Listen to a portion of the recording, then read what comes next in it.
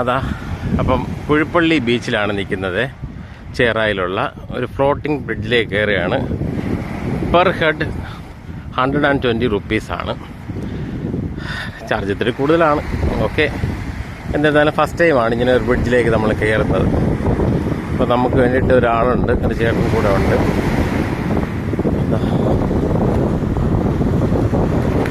ഒരു പുതിയ എക്സ്പീരിയൻസ് ആണിത്. നടുക്കൂടെ നടക്കുക.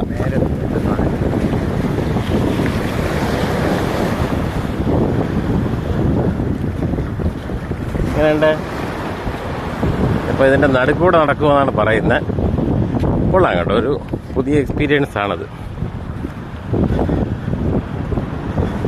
നമ്മളെ ലൈഫ് ജാക്കറ്റൊക്കെ ഇട്ടിട്ടാണ് ഇങ്ങനെ നടക്കാൻ പറയുന്നത്. അതിൻ്റെ ഓളം അനുസരിച്ച് ഇത് ബ്രിഡ്ജ് പൊങ്ങുകയും താങ്ങുകയും താഴുകയും ചെയ്യും കേട്ടോ. അതാണ് ഇതിൻ്റെ ഒരു രസം.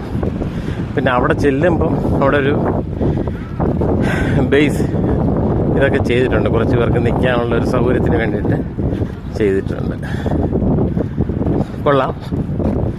DTPC ആണ് എങ്കിലും അവരുടെ ഒരു കമ്പനി ഏറ്റെടുത്തിട്ട് അവരാണ് ഇത് നടത്തുന്നത്.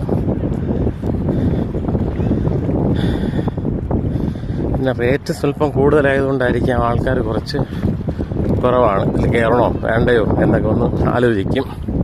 പക്ഷെ ഇവിടം വരുമ്പോൾ ഇതൊക്കെ ഒന്ന് എക്സ്പീരിയൻസ് പോകേണ്ടത് ആവശ്യമാണ്. എപ്പോഴും നമ്മളിവിടെ വരുന്നില്ലല്ലോ. ഓക്കെ, ഇവിടെയാണ് ഒരു സംഭവം ചെയ്തേക്കുന്നത് കേട്ടോ. ഇവിടെ കുറേ പേർക്ക് നിൽക്കാം. ഒരു അനുഭവം തന്നെയാണ്. നമുക്കിങ്ങനെ ബാലൻസ് ഇല്ലാതെ നടക്കുന്ന ഒരു ഇതാ. എങ്ങനെ ഉണ്ടായിരുന്നു? ഓക്കെ, ഹലോ, തീരെ സൈഡിലേക്ക് പോകണ്ട.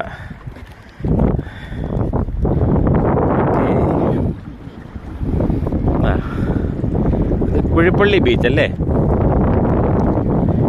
ഇതിങ്ങനെ ഓളം വരുന്നതനുസരിച്ച് ഇങ്ങനെ പൊങ്ങുകയും താഴുകയും ചെയ്യും. ഇത് താഴെ എന്തെങ്കിലും ചെയ്തിട്ടുണ്ടോ? കെട്ടി നിർത്തി 3 സൈഡിൽ ആങ്കർ ചെയ്തിരിക്കുക. ഓക്കെ, ഇത് ചെയ്തിട്ട് എത്ര നാളായി? 3 വർഷം. 3 വർഷമായി ഈ ഒരു സാധനം ഇവിടെ ചെയ്തിട്ട്. ഫ്ലോട്ടിംഗ് ബ്രിഡ്ജ് കൊള്ളാം കേട്ടോ, ഒരു അനുഭവമാണ്. ഇത് റഫ് സീ ഉള്ള സമയത്ത്